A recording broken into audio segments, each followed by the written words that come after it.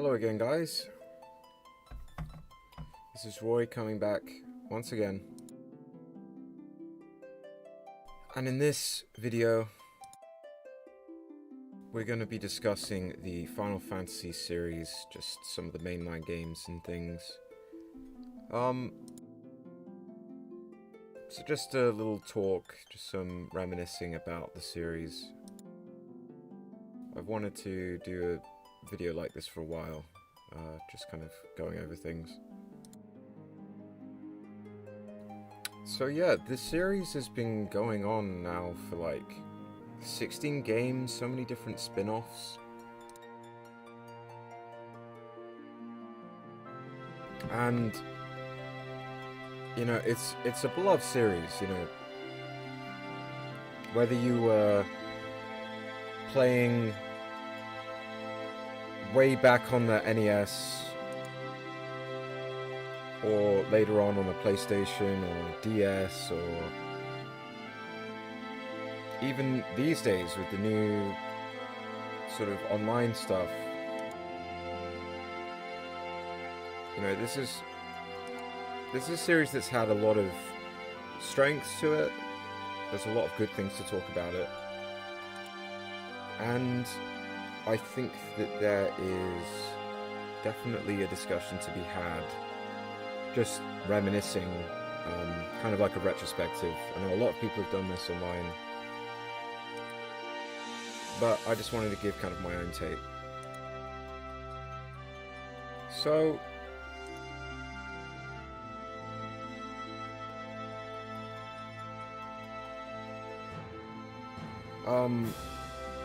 we'll start with Final Fantasy 1, because I don't know how long I'm going to be talking here, but I feel like I'm just going to talk until I'm done. So yeah, Final Fantasy 1, I haven't had too much exposure to it really. It was the studio's last ditch effort to try and produce a game right up until, you know, it was their last project right up until potentially they'd have to close their doors, and if it wasn't successful, it would lead to, you know, the company just, I think at the time it was like Square, I think, yeah, before they came together with Enix. Square were like, right, it's our last game, we have to make it a good one, and luckily it did really well. You know, these days we look at like Final Fantasy 1 as being very basic, but you know, at the time there was a lot going for it, you know. And the plot in it, I haven't finished. I think this is going to be the case for a lot of these games I'm going to talk about, is I haven't finished that many Final Fantasy games, all told. I've gotten pretty far in some, in others barely scratched the surface, but yeah, you can still have appreciation for these games nonetheless. So for Final Fantasy 1, this is one that I haven't really spent too much time in, but I can see that it's, you know, getting the ball rolling. It's quite a basic plot.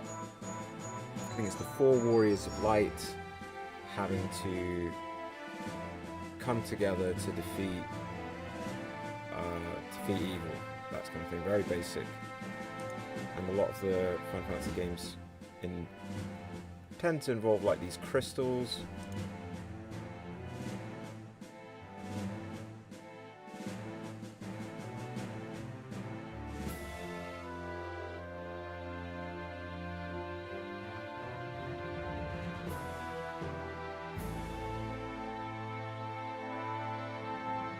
So yeah,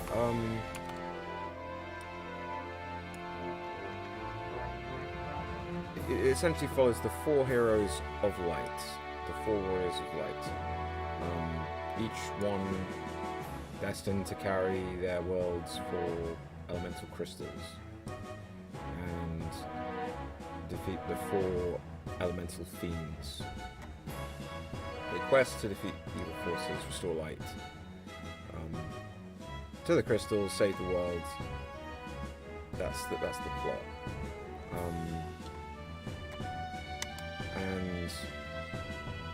and you know, you had the introduction of like, you know, it's now regarded as one of the most influential and successful RPGs and franchises. You know, you've got the random battles, obviously.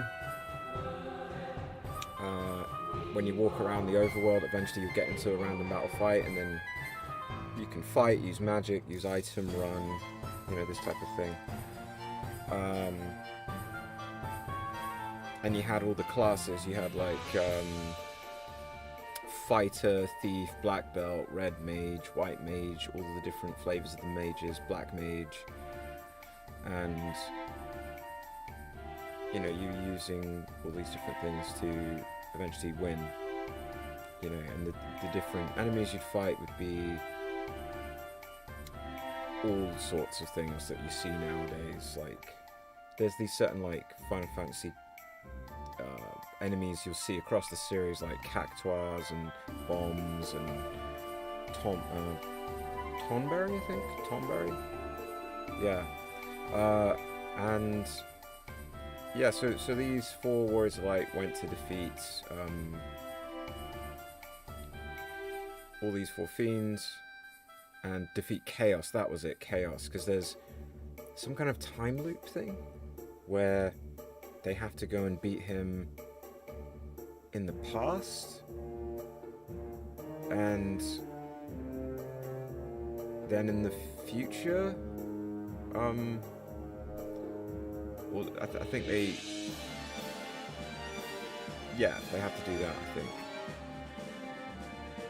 It's this whole time loop thing, which people can explain it to you, but do a much better job than I ever could. But then obviously we move to like Final Fantasy 2, where we have like various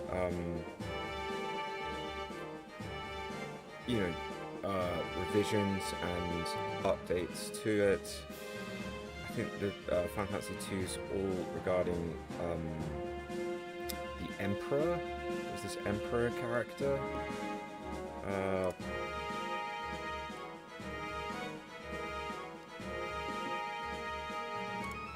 And with like Final Fantasy 2 coming out, because the first one was so successful, they managed to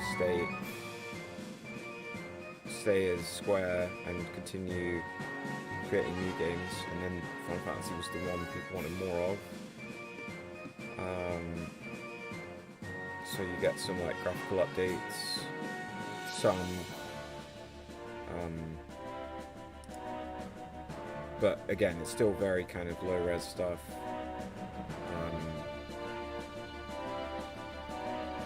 And then like Final Fantasy 2 and 1 as well, they all have like this incredible artwork as well. If you look at some of the art for Final Fantasy, you have I think the illustrator's name is Yoshitaka Amano. Like, Amano's art is beautiful.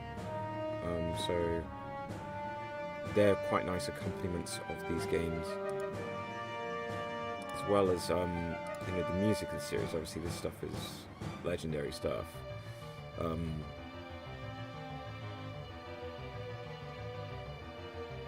I think it's Nobuo Uematsu did a lot of the early composing for Final Fantasy. But like, this is some of the stuff that you know, some of these themes we know so well now. And Sakaguchi was the director.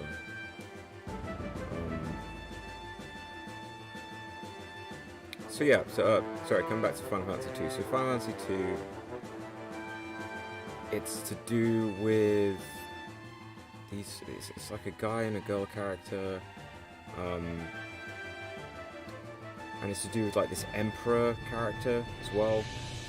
Again, didn't play FF2 at all, I don't think, or FF1. I've just kind of seen stuff about it. But the whole conflict was between Firion and Maria, I think, and this Emperor character, who seeks to, you know, rule over all, and it's that kind of typical thing, I'm pretty sure, with the Emperor. So yeah, that was FF2. So and then you had FF3, which I think introduced the job system.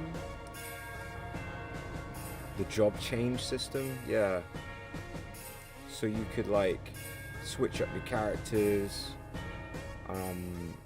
have all these interchangeable classes. You know, you got like Onion Knights, and basically any playable character has access to like every currently available job and can change job at will. So if your main character was a white mage, you could switch up to a thief if you wanted to, what have you. Again, the setting's similar with like, tends to be like these crystals of light, these elemental crystals. You know, darkness is trying to rule over the world and you have to stop it. I think that's basically the plot for this one. Cloud of Darkness? I think Cloud of Darkness is a antagonist in that one.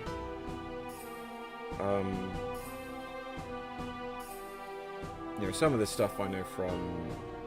I think I gave it a go on the DS. There was some kind of remake, I think.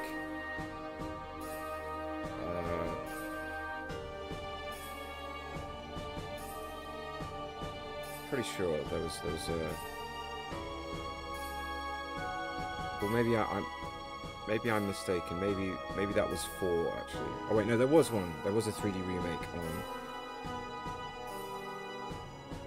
on the DS. So yeah, that was the same for 3 and 4.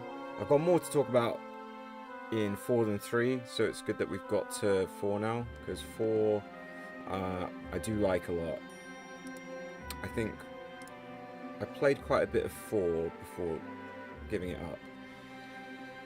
But I've tried out like the SNES version and the DS remake version. I think I started with the DS remake version. And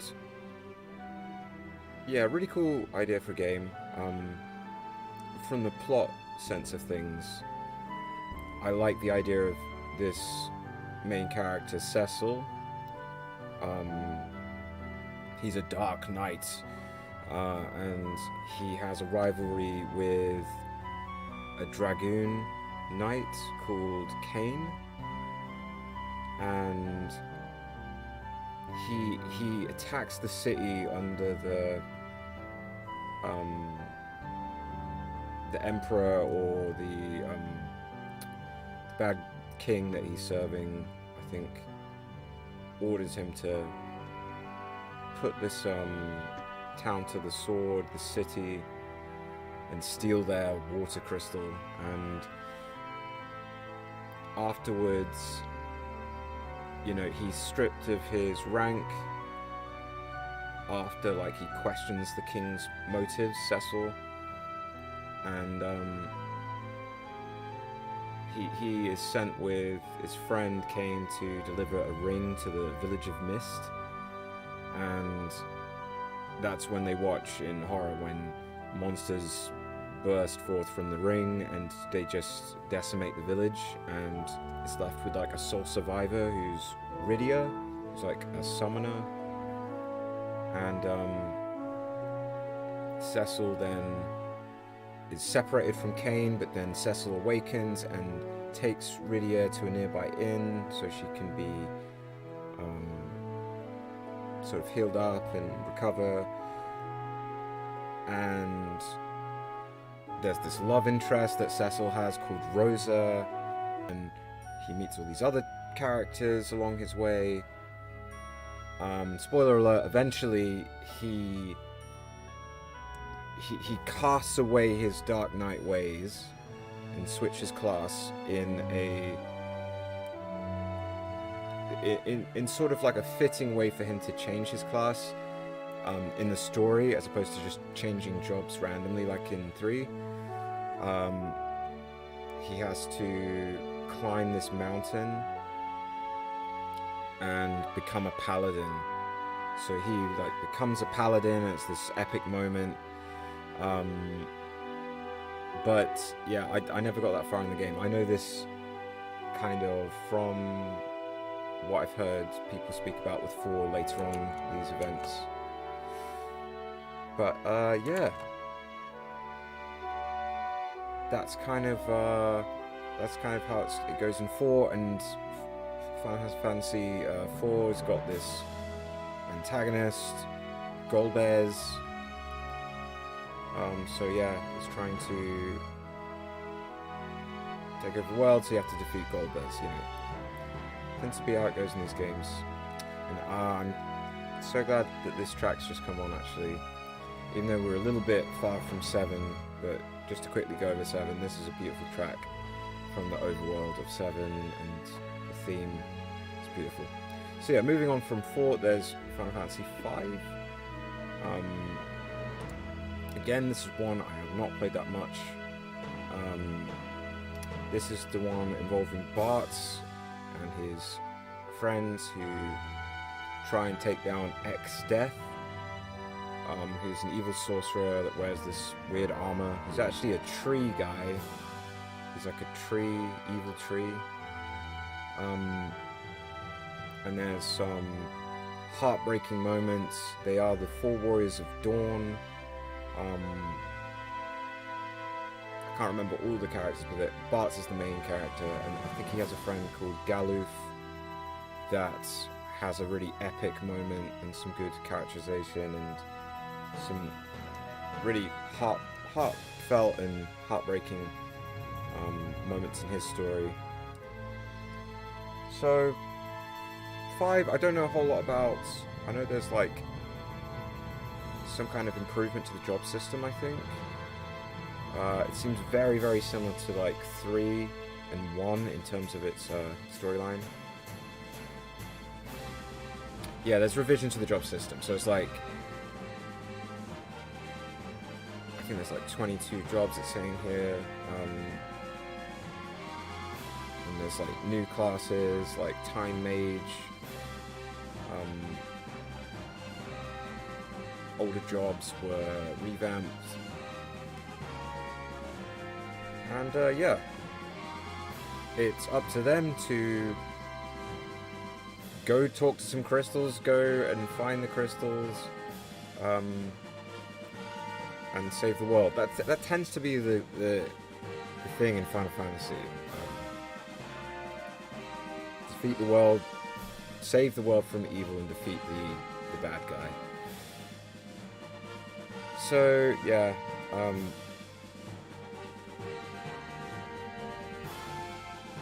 lots of crystals. Go get the crystals and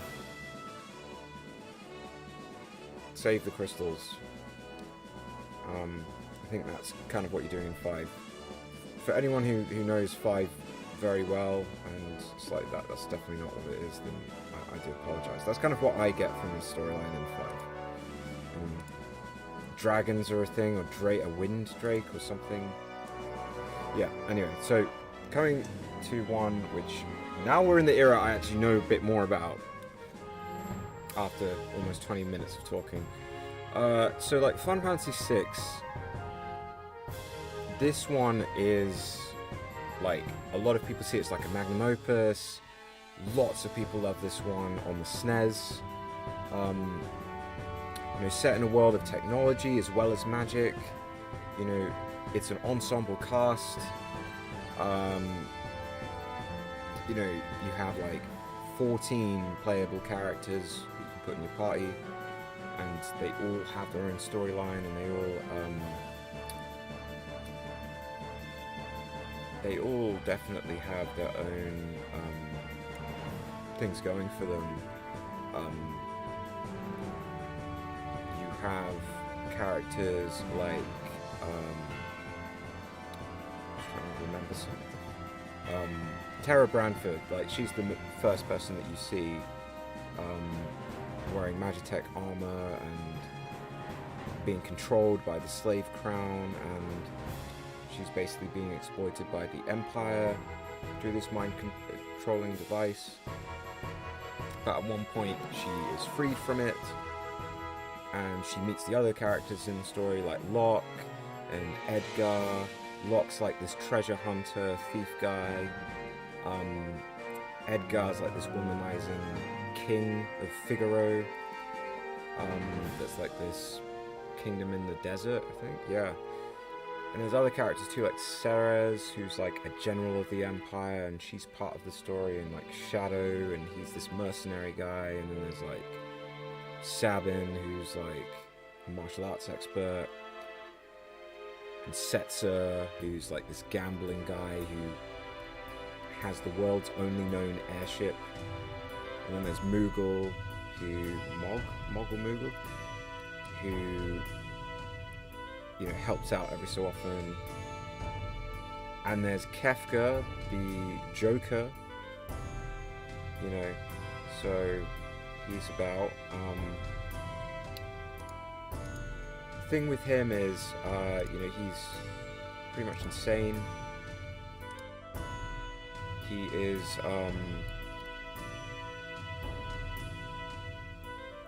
he's got that sort of iconic laugh that they did on the SNES, and also just the whole music of the games at this point is fantastic.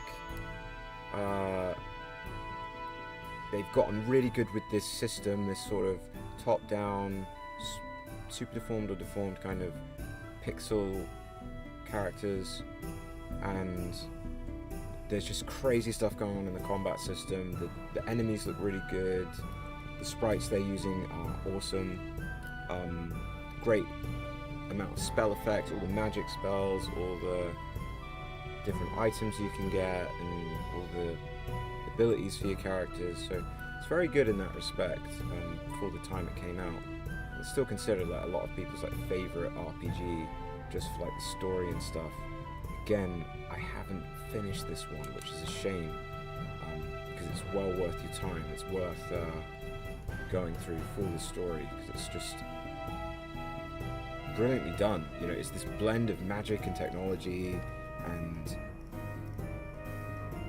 you have these espers, which are kind of like the summons, which you have to go and like discover and free them, and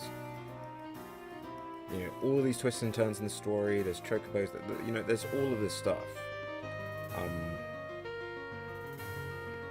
and it's considered up there with like Earthbound as like some of people's favorite games.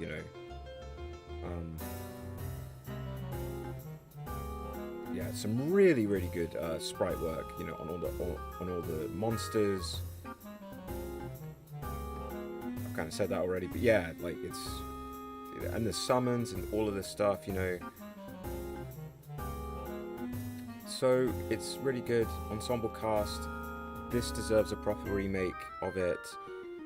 It'd be so cool to see this done in the style of Final Fantasy VII Remake, or if it's remade and it's still turn-based, like that's fine as well. They've just upped the graphics and stuff, kind of like a Bravely Default or that kind of thing. Because yeah, we could go for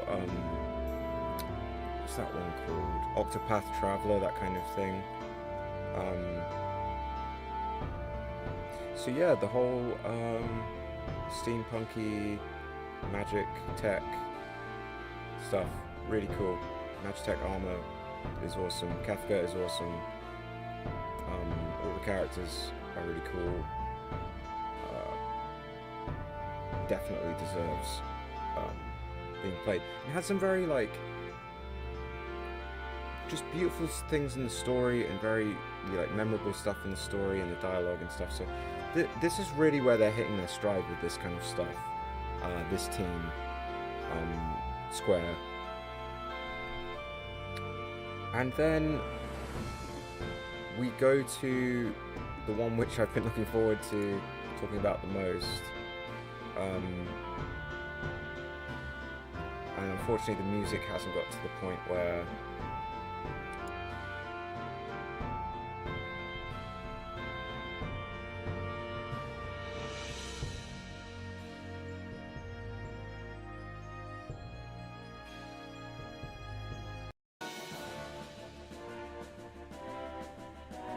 okay, that works. We can go back for this one. Alright. Final Fantasy VII. Let's go. I can actually talk about this one properly. Okay, so when I first saw Final Fantasy VII, I really didn't think much of it. I thought the graphics didn't look all that great, because I think at the time we had Final Fantasy 8 and 9 as well. I was like, why would I play this, like, to my friend? Or like, saw a bit of the gameplay and I was just like, okay, it didn't click with me. Years later, coming back to it, playing all of the original PS1 version, I just realized just how foolish I'd been. What a story, what a game. The music, the characters, just everything about this game is fantastic. This is like a 10 out of 10 on the PS1. All the work that went into it, everything surrounding it, the antagonists, the villains, the enemies you fight against, the mini-games, the pre-rendered backgrounds, everything. This game is fantastic. Your party members, all the characters, you know, the storyline, the Shinra Electric Power Company. There's just so much to talk about. So yeah, it's great, so great. There's definitely some problems with it, but obviously the story of Cloud, Strife, the mercenary ex-soldier with the Buster Sword, joining up with this eco-terrorist organization to stop this mega corporation that's trying to control the world from using the planet's life essence as an energy source, which is completely ruining the planet. And then all the ensuing events with Cloud, his allies, the party members against Sephiroth. You know, Sephiroth. You know, this superhuman guy who seeks to wound the planet so badly it will allow him to harness its healing power and be reborn as a supreme being. And yeah, trying to stop him. And then meeting, you know, Barrett, Tifa, Aerith, Red 13, Sid, Kate Sith, Vincent, Yuffie, Aerith, you know, so... And I didn't realize that, like, this was supposed to originally be on the SNES, and then on the Nintendo 64 at one point, but then the development sort of changed and stuff like that. And then it was put on the PS1 exclusively. That's kind of where Square started putting more stuff on the PlayStation consoles. But yeah, man, widespread commercial appeal, loads of hype around it, regarded as one of the most great, you know, one of the greatest and most influential video games ever made, just due to the impact it had on everyone. Game of the Year, you know, and popularizing JRPGs, these Japanese role-playing games, you know, worldwide. And it's all about, obviously, the graphics, the gameplay, the music, story, and then out of this game came, you know, the compilation of Final Fantasy VII, which was like this multimedia sub-series, which was all, you know, to do with the stuff which wasn't in 7, and there's just so much good stuff in 7. The 3D world map, all the different regions you go to, you know, Midgar is really cool, and then when you get out of the Midgar section to all these awesome places like the Chocobo Farm and the Golden Saucer and Calm, and, you know, all these other places like Barrett's hometown, you know, Nibelheim,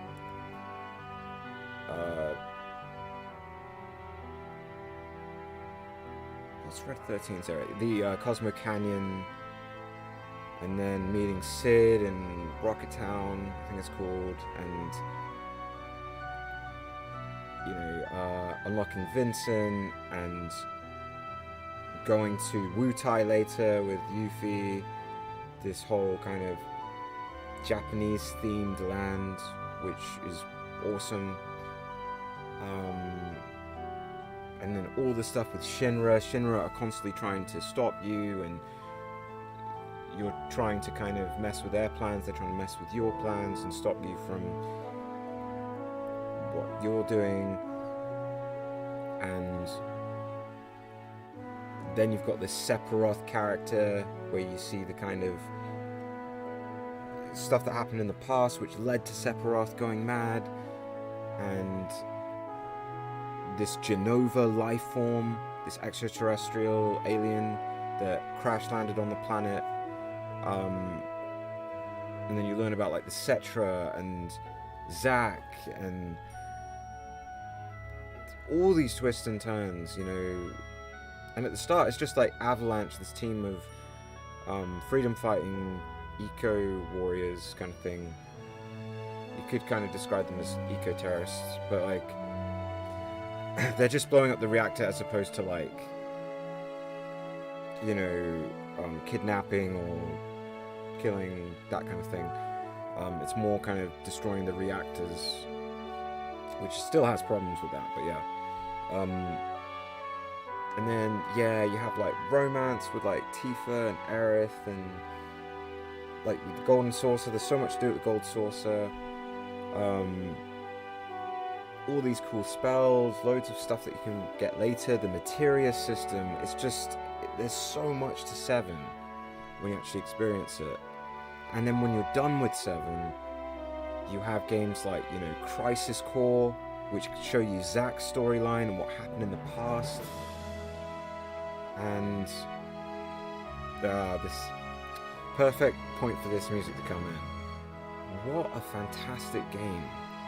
Sakaguchi produced it, Kitase directed it, and man, it's just, it's up there as like one of the best of the best.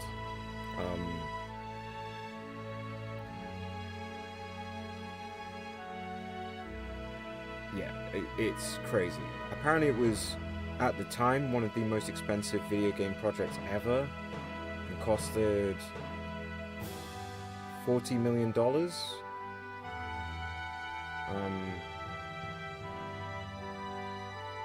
to pay everybody. And then you've got like, you know, Tetsuya Nomura character designing, and that would be a thing going forward for like Kingdom Hearts, his project.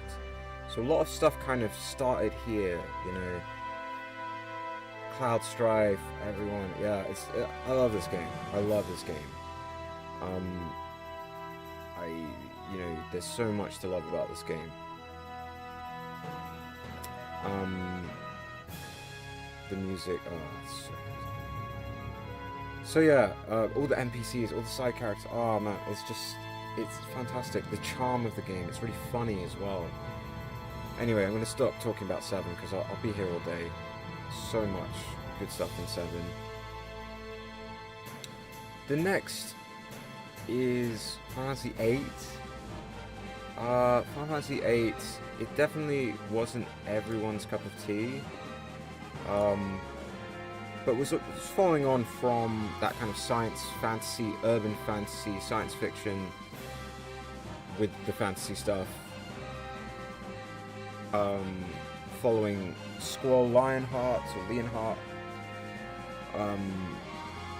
with the Gunblade, and he had this rival character, Cypher, that was always getting at him, and there's that obviously opening cutscene where they both slash each other in the face, and that's what causes the scar on their face, so they both bleed. It's all to do with like time travel, a sorceress, these gardens, which are like schools of magic and training.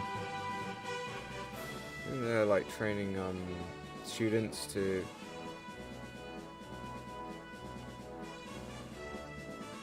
like there's like Balam Garden. You meet like Quistis, who's like an instructor. She's your teacher. Zell Dinkt, who's like a martial artist, selfie, and yeah, Seeds, that's what they're called. They're called Seeds, Seed Cadets.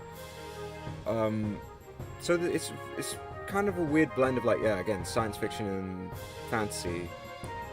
They upgraded graphics in this one. There's the draw system, which not a lot of people liked.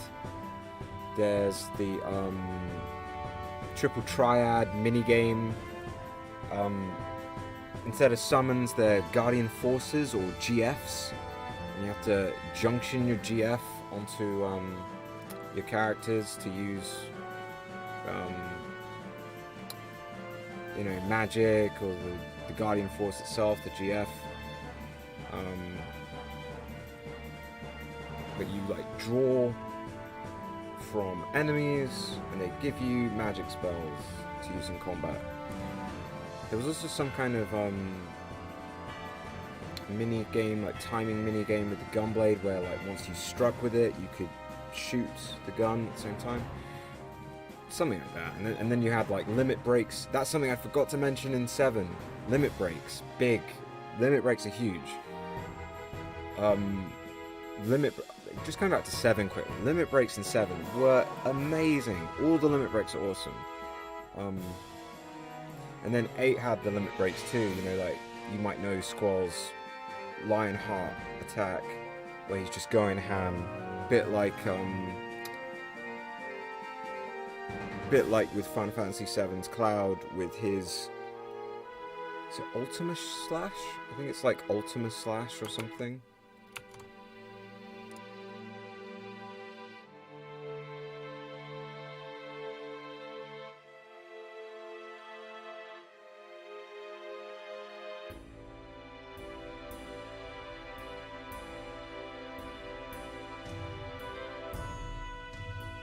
Omni Slash, okay. I think Squall's one is Lionheart, I think. And we've got the Wutai theme playing.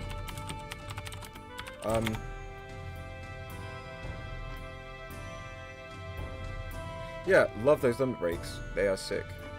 And each of the characters gets one. Sometimes, I think in this 8, you needed the precise button inputs, like quick time event style. Didn't play FF8. I didn't play FF8, but when I was curious about the series later on, I sort of looked into it again, looked at people's reviews of it. There's Spoonie's famous review, which is a favourite of some, going over Final Fantasy VIII and like his gripes with it. Yeah, Final Fantasy 7 and 8, that really set it up of like, you still had, you know, like in 7 you had, you know, Chocobo Farm, Chocobo Racing, loads of stuff like that, going around the world map on your Chocobo. But yeah, sorry, talking about 8, 8 had like a really crazy plot towards the end. A lot of flashing forward and backwards in time.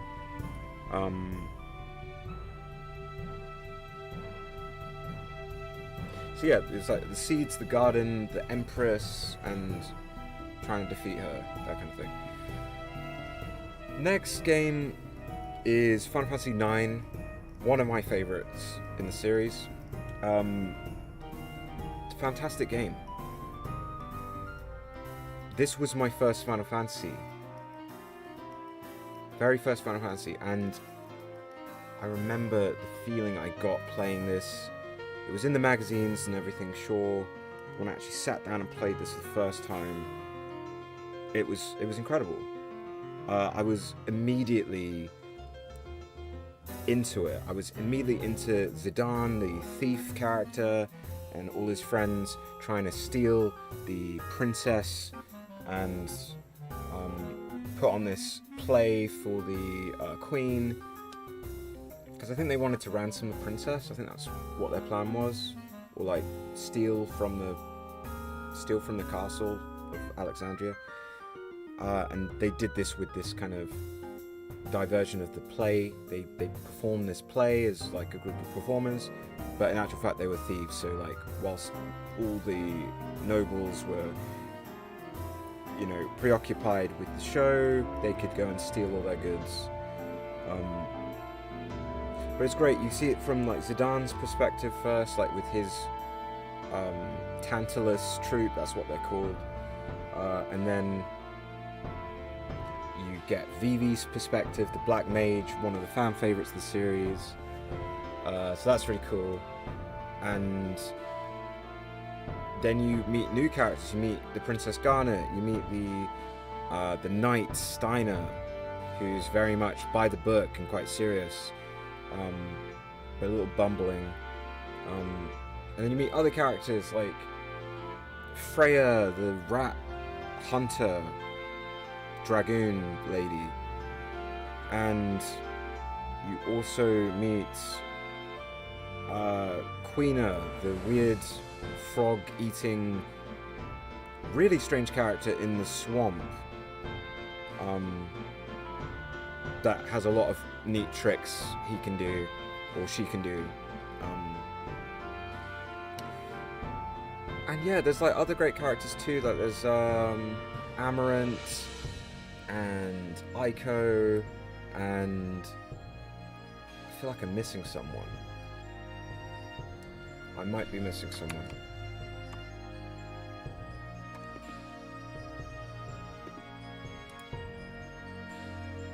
I think I've pretty much gone through all the main characters there. There's other characters which join the party for a little bit, like some of the members of Tantalus, the theatre troupe / bandits. It's just got a really good storyline, really brilliant characters, really brilliant music, really good setting, really good world design and world building, and all these amazing places like Alexandria and Lindblom and Bermesia and Clara and Trino, and all the continents, like the outer continent, the lost continent, the forgotten continent, and all these, like the Black Mage village, and the Summoner area, and it's just, they put so much into the game. Fantastic game. And then you start like liking the villains in places, because the villains like end up, you know, along the storyline of all these, there's like 4 discs. Beatrix, the general of the army, who, this evil queen, you know, she eventually starts thinking, this is wrong, and I want to change my ways and start working for the good guys. You have like Kuja, who is sort of the antagonist that's atop this dragon. He flies around on a dragon. Silver Dragon as a method of transportation, and you get to fight that dragon later on as its own battle, you know. And there's just so much cool stuff to the game. It looks amazing, even though it's on the PS1. You know, it still looks good on the PS1. All the pre-rendered backgrounds. There's even like the active time events, which was an interesting way to add more story and character development, because, you know, it would take you away from the character you're playing as to see a fun little scene of active time events and show a different person's exploration away from the protagonist you were controlling. So that was really cool.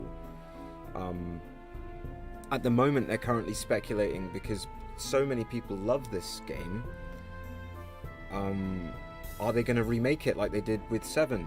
It's a similar thing with Final Fantasy 6, because so many people love it. You know, there's always this talk of, will it be remade?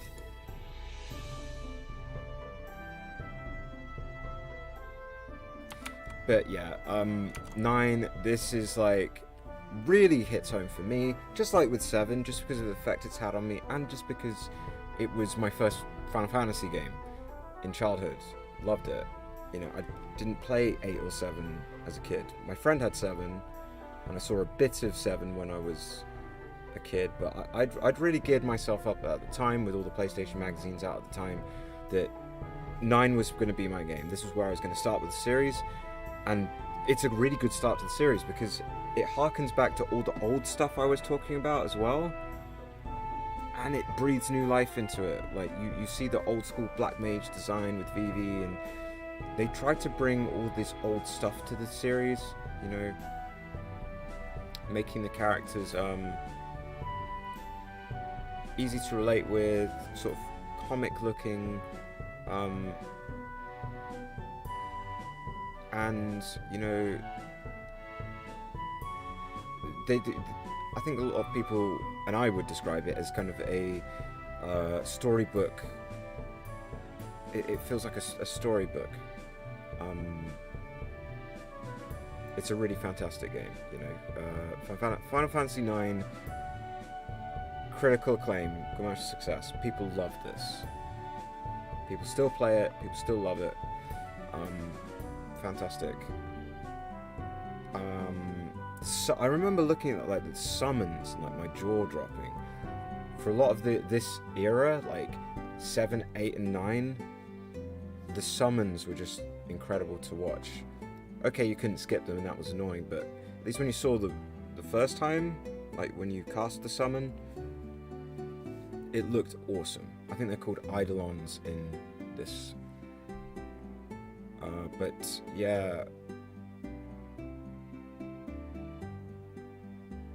amazing. It got such good review scores. People love it. People love the music. The music is incredible. The story is incredible. The characters are great. It's kind of like in 8, I didn't really like too many of the party characters, but I really liked 7 and 9's characters. They are awesome. And same with like 6, although I don't know them as well as 9 and 7's characters. So I think I've gushed enough about 9, probably. And now we're coming into some more familiar territory. I think we just had, and I really hope I don't get copyright claims for this video, but I felt like I needed the proper music here.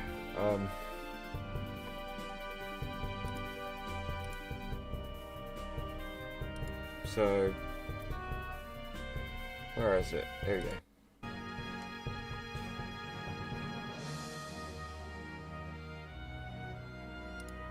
So Final Fantasy X. Let's see if we can find some more Final Fantasy X tracks.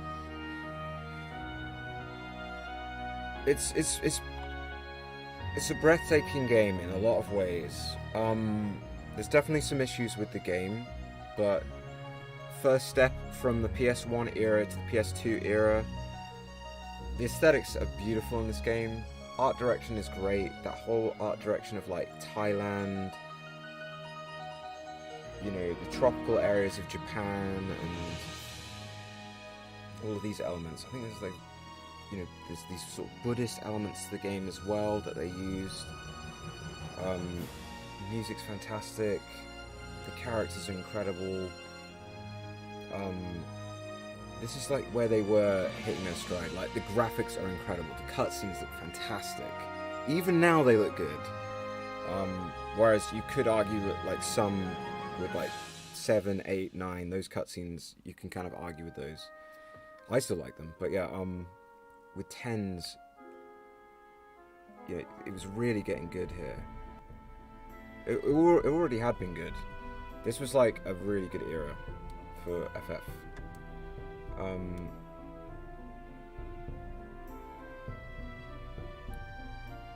Just seeing if there's any other FF10 stuff.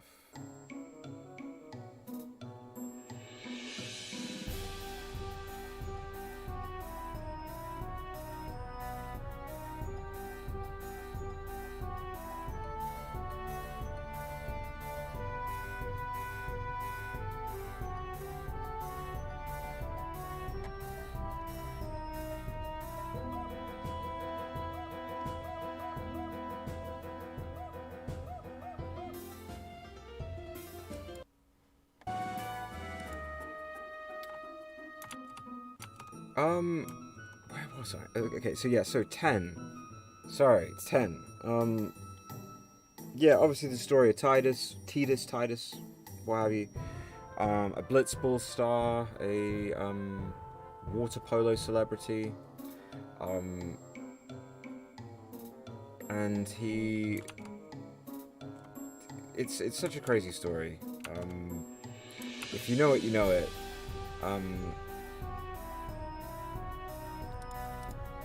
But yeah, it's. See if I can go with this. It's not good. But yeah, like the whole journey to Zanarkand, or from Zanarkand, like the game starts there. The crisis with Sin being this Godzilla type entity that you have to go and defeat, that's constantly ruining the world, and this pilgrimage of the summoner Yuna in order to defeat it. Tidus is transported years in the future. Everything's very different. And he meets Waka, joins his blitzball team, and there's this gorgeous, like, tropical island sort of level with this water. I remember it just being so nostalgic. There's, well, looking back on it now, I'm very nostalgic of it.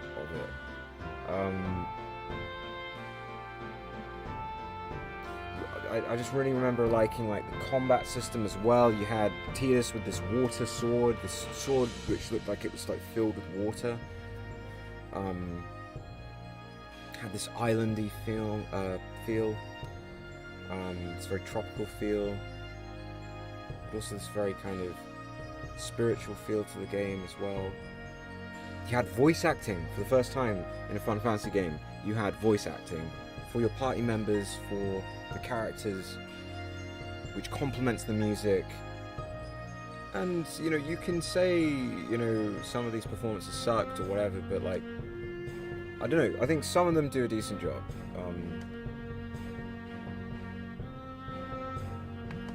You had Lulu, the Black Mage, with all the belts. You had Auron. I forgot about Auron. Auron, badass. One of the coolest characters in Final Fantasy, just in general. Massive sword like Cloud. Glasses. Big jug of... must be like some kind of booze or something, but like strapped to his leg. He only uses one arm as well. He's got like a broken arm, so he only uses one arm to swing his giant sword with. But yeah, he's a really cool character. This old grizzled guy that's kind of helping the party members through. And you got Blitzball. Like, if you want to play Blitzball, it's there. Waka plays Blitzball and kind of uses Blitzball to kind of attack. He's like a ranged guy, so he uses Blitzball to kind of throw him at people, ping him off it, and catch it again.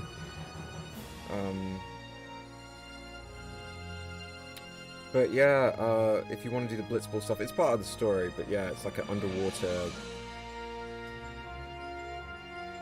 football match. It's very weird. Because Blitzball players know how to breathe underwater. That's... I don't know. It's just part of the fantasy there, I guess. Then you've got, you know, other aspects of the FF10. Just all the different locations you go to, all the summons. These summons this time are called Aeons. And you've got, like, some of the old iconic summons, like Shiva and Ifrit and Bahamut. But then you've got new ones, really cool looking designed ones. Valor 4, which is like this flying bird dragon thing. And then there is Ixion, which as it's summoned through this portal of lightning, its horn is like the first thing you see. It's like unicorn horn, and then it like breaks out from the summoning portal, and then like rides round, and it's like this electrical horse.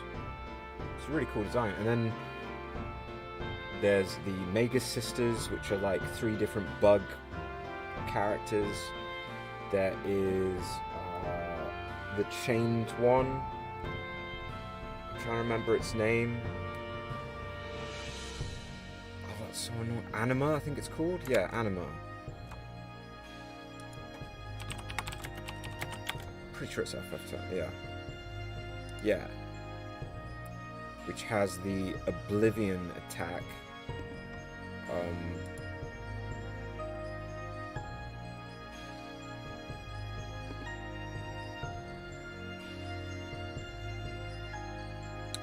Anima's like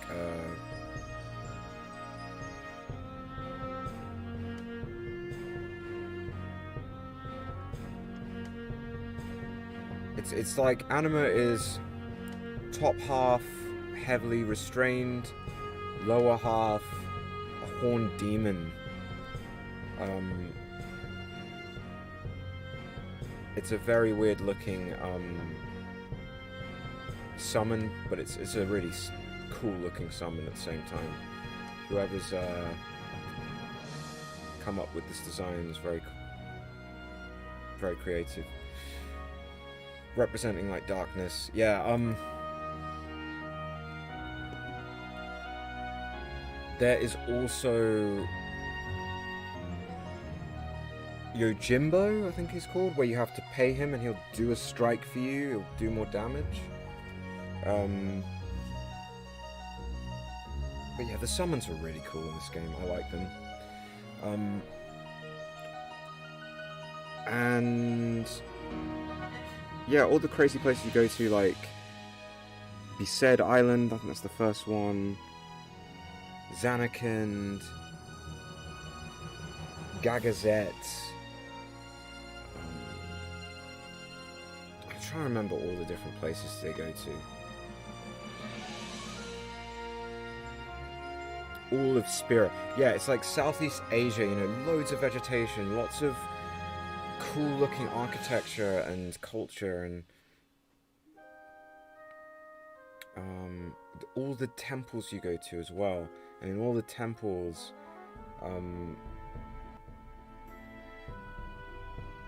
you know, they're like these shrines where summoners get their summons from, so that's like tied into the story. And you have like the Al-Bhed, where if you want to learn the Al-Bhed language, you know, good luck getting all the pages, but like it's like this other unique language to the game they've added. And then you have all this like really strong thematic stuff of like the cycle of life, and yeah, it's just really good. Talking about it now, you know, some people consider it to be not that great, you know, but I think if you look at the entire series, there's some really good stuff here, for sure. There's definitely some stuff which I can see some people not liking that much, but yeah. I really like the all the different enemies you fight against, other aspects of it. I never finished this one. I got to Unalesca, Lady Unalesca, and I just couldn't beat the final form of Lady Unalesca back in the day. And so my game save file was just never completed. I did complete Final Fantasy VII, and I did complete Final Fantasy IX. Funny thing about 9, I actually went back years later, loaded up my old save file, and just continued from where I was last time. Recapped myself on some things, but then just kept playing, and yeah, I'm so glad I finished it. It was, yeah. So yeah, oh yeah, you had the sphere grid system in 10, Some people liked that, some people didn't.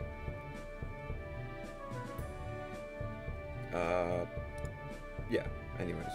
A bit different to like what we had before with like the GF junctioning and the materia system and FF9. I'm trying to remember if FF9 had the trance system instead of limit breaks. That was a different thing for their combat system. But now with 9 being done, 10, I'm going to talk a little bit about some of these others, even though it's kind of tough to discuss them, because after 10, after that sort of great period of getting into the series, you had like the online first version of the online coming out. I think it was only on PlayStation 2, and you needed some kind of additional thing to plug in the back of your PS2 to get online. It's kind of like WoW. It's kind of like World of Warcraft, like an MMO, massively multiplayer online RPG. And people had fun with that. I didn't touch that at all, but from what I've heard, stories of it, like people had a lot of fun with it, like they do with WoW. Then you had 12. 12 had Captain Bash from Dalmasca and what's his face? I can't even remember. I didn't play this game. What's his freaking name?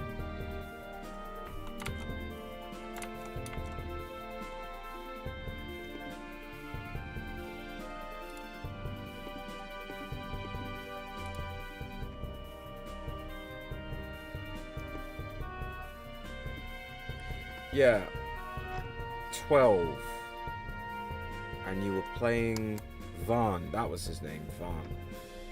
And there was another lady with like rabbit ears and stuff, and I didn't play this one, but apparently it was set in the same world as the Tactics games, which is, we could talk a little bit about Tactics here, like Vagrant Story, Final Fantasy Tactics. I saw them, they were a thing. I haven't had a whole lot of exposure to those. Maybe you guys have. Like Tactics, you can kind of see in places like stuff's kind of cool. Like Cloud is a unlockable unit in Tactics. People love Tactics. I haven't played that many Tactics games. Like Disgaea, I've played that.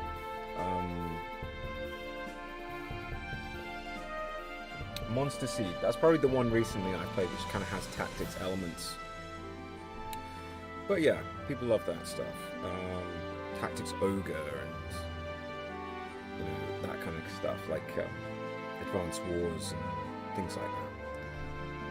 So yeah, that was Final Fantasy 12. I don't have a lot to say about it. Sorry, 12 fans. Whoever likes 12 loves 12. Then we come to Final Fantasy 13. This is the new era. After we get out of the PS2 era into the era of PS3, Xbox 360. This would have been, when would it have come out? 2010? Yeah, 2010. So, oh my, has it really been 14 years since Final Fantasy 13 has come out? That's crazy. 14 years since Final Fantasy 13. Okay. Well, yeah. So 13, I thought there was some interesting story aspects of the game, but it did have a lot of problems, this game, unfortunately. It's like to do with Cocoon and Pulse, these two planets, and the Crystarium, the paradigm system, the kind of auto combat. I didn't play this. I saw people comment on it, review it, etc. I liked the design of Lightning, the main character. I thought she was really cool. And I was actually looking forward to seeing if Lightning would turn up in Kingdom Hearts at some point. because I liked her. She kind of has like kind of a gunblade style weapon, which is kind of like she can swing it like a sword, but it can also detach itself back into a gun where she can fire it and stuff. Pretty sure she has a gunblade.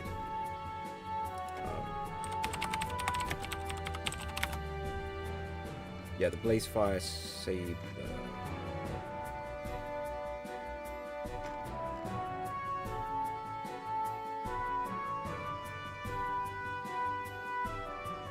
Yeah. So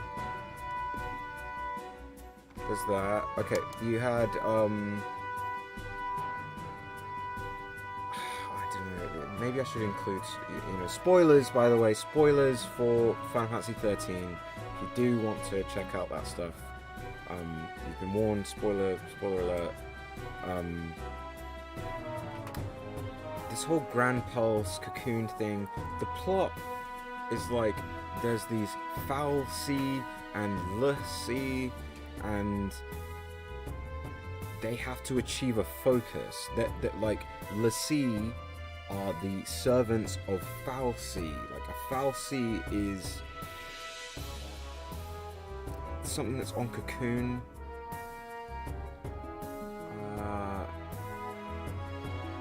And they are branded with a focus, so this tattoo, and the whole thing is like a task to complete for them to achieve their focus. That's the whole point of the plot. These party members are branded with this focus tattoo, and now they're l'Cie, and they have to complete their task in time. So they have a time limit, and if they don't complete their task in time, or if they do complete their task, they are transformed to crystal, or otherwise they become Seath, which are like mindless monsters. So it kind of sucks to be branded with this thing, like this focus thing, because you either become a Seath, which is a mindless monster, or you get transformed into crystal. They're like fighting against this priest guy, from what I remember. There's like there's a guy called Snow, there's Fang, there's Vanille, there's Saz and Hope, and they all are fighting to stop this dude. What's his name? Barthandalus? Yeah, this guy, and there's this orphan as well. All this stuff. Like the plot's kind of confusing, and that's the thing with some of these games, is the plot gets confusing. But there's some fun aspects there, and there's some interesting stuff there. But yeah, it's like apparently.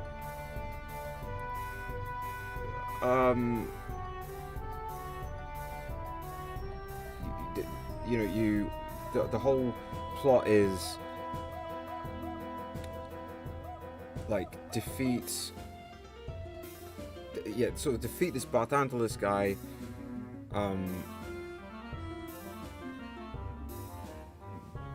Like he tells him like this the focus is to transform into Ragnarok and destroy Orphan, and by doing so it'll destroy Cocoon, and yeah, it's weird. But towards the end it's like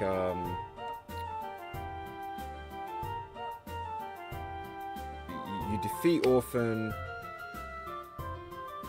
you escape Cocoon, which is now falling towards Pulse, because that was keeping that from happening. And then everyone turns to Crystal for completing their focus. but then Vanille and Fang stay on Cocoon, transform into Ragnarok together to prevent a collision between Cocoon and Pulse. And yeah, that's what happens. They wake up from the crystallization and da-da-da. But there's this kind of cool scene of the planet almost hitting, and then this nice crystal around, and that's the Ragnarok that's saved the day. That the two characters kind of transformed together. Yeah, anyway, yeah, it's... Yeah, I don't know. There's some cool stuff to it, but if you actually play the game... Like, I haven't played the game, but I would say the game is... It's got this sort of corridor syndrome where it's just kind of... It feels, for a lot of people, what they've said is like, you're just going down a corridor a lot of the time, and it doesn't feel very open world. It just feels like you're just going down a tunnel. And also the kind of auto fighting, the sort of auto combat.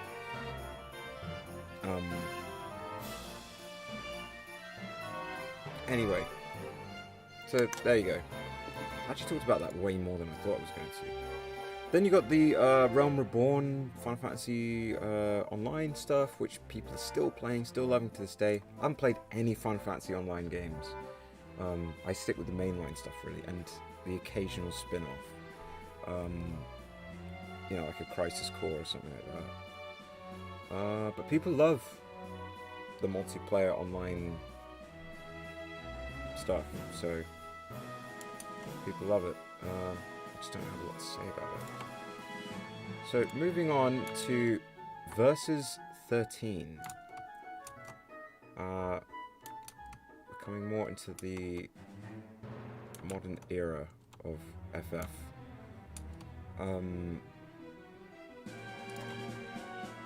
Versus 13.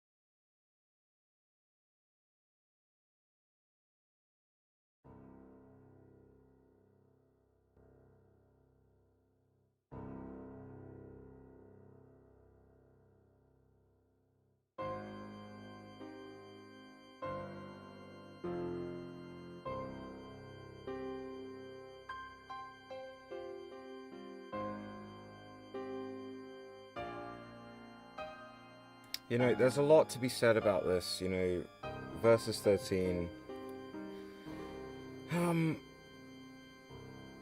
It was essentially...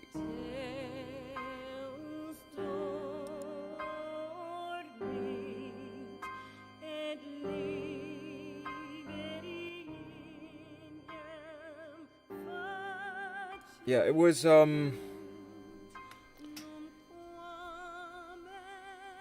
it was the game that Tetsuya Nomura really wanted to make.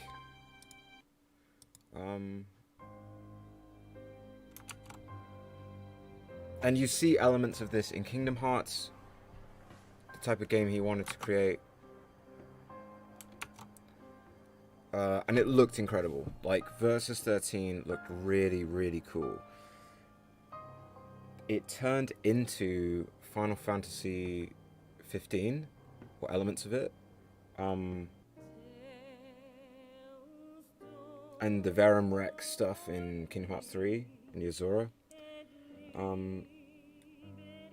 It's like this action-focused Final Fantasy. It was almost like a direct response to, I think, some of the criticisms from 13.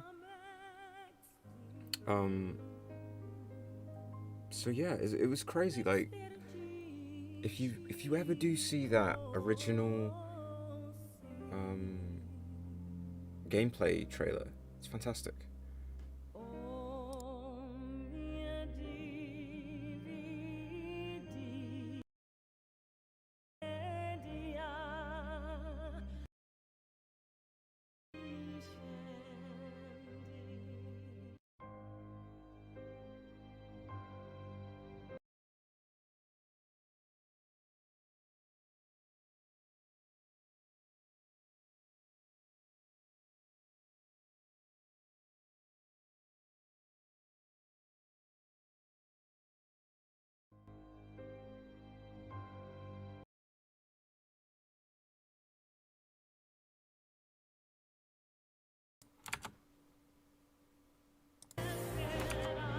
Yeah, so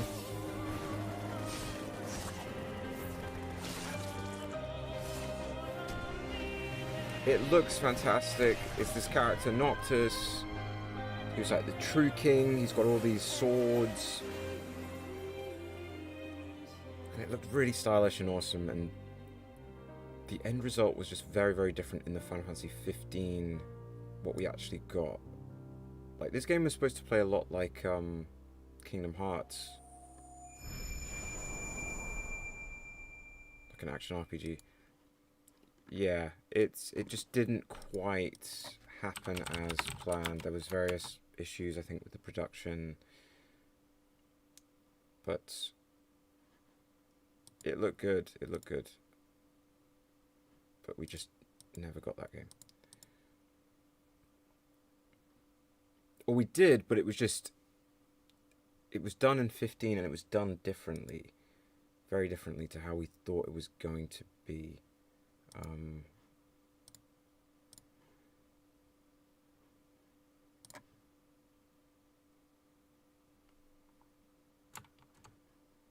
So yeah.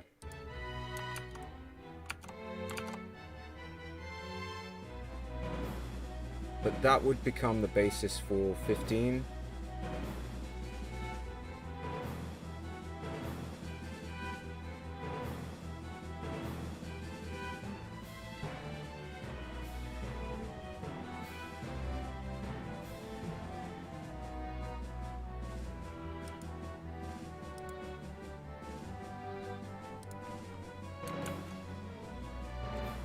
Yeah, so moving on from verse 13, we've got, yeah, Final Fantasy 15.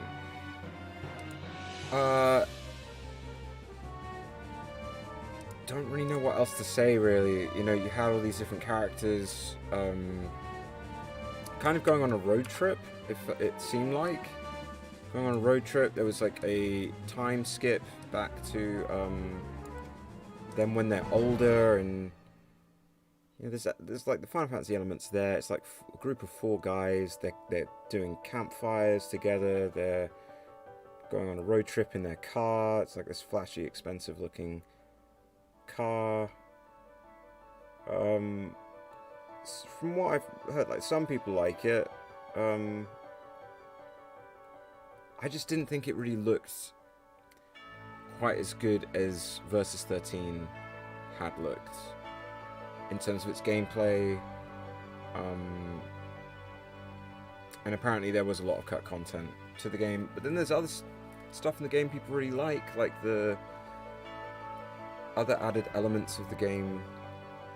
I think there was like an anime they tie in with it, and some DLC story stuff that comes later. But yeah,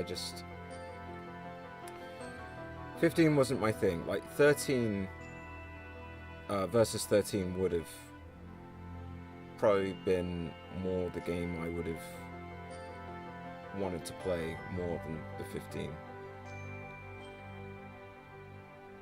But yeah. We may see Versus 13 and Final Fantasy 15 elements come back in the form of Kingdom Hearts 3, so that's a good thing. That we may get some Final Fantasy Versus 13 levels in Kingdom Hearts 3 potentially, or similar stuff going on, similar like set pieces and ideas to what they were going for with that. title because it was really cool stuff.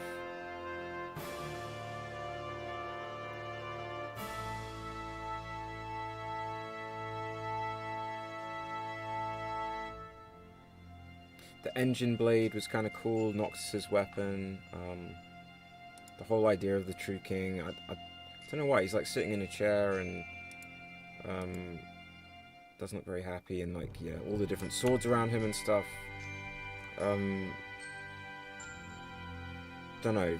For those of you who do know, yeah, hope you enjoy. I'm sure you're a big fan. I'm just more in the Versus 13 camp and Verum Rex camp. And then to finish things off, we have Final Fantasy 16, the newest rendition. My thoughts on this, I haven't tried it. I've seen, like, I kept up with the trailers and things and some bits of gameplay, but like, I did like the idea of going back to like medieval times. I thought that worked well.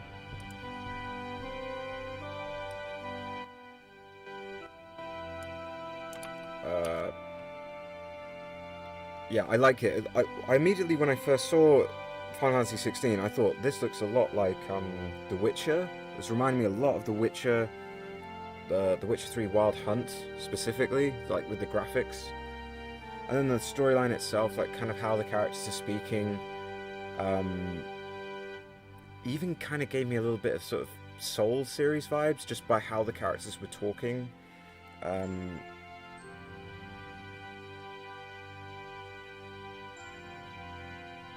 And, you know, from what I've seen of it, like, it's a gorgeous looking game.